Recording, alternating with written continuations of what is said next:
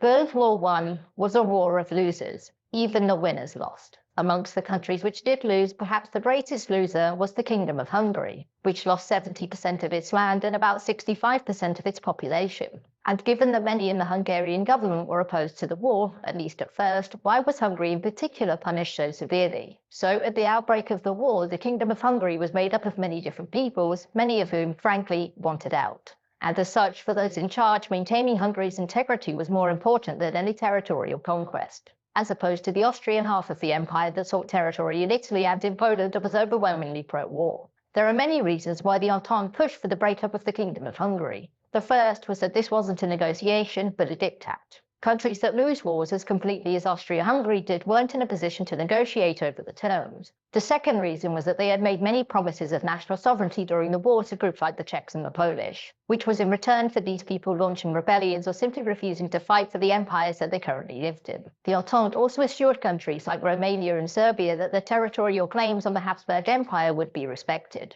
And so that's why places like Transylvania were bargained away irrespective of the Hungarian government's wishes. Now, this wasn't a case of the Entente presenting some united front. Britain was fairly unconcerned about what territory Hungary would keep and what its allies in the region would receive, since its primary concern was the Ottoman Empire and Germany and what it could get from them. The United States was a big supporter of self-determination as a principle, but its leadership had no experience nor much interest in dictating the borders of countries in southeastern Europe. The main architects of Hungary's breakup were Italy, mostly for its own territorial ambitions, and notably France. The French were entirely focused on the decades that were to come after the war, and France wished to build a strong alliance with the countries in the region, aimed at the new Soviet Union and any resurgent Germany, and making sure that these potential allies got what they wanted from Hungary was a big part of that plan. So that's all settled, right? Well, no. The Hungarians had hoped that the front lines of the armistice would be where Hungary's new borders would be. Yet, as the Treaty of Trianon was being negotiated by the Entente, the liberal Hungarian government collapsed, and it was replaced by a social democratic one, which had made an agreement with the Communist Party.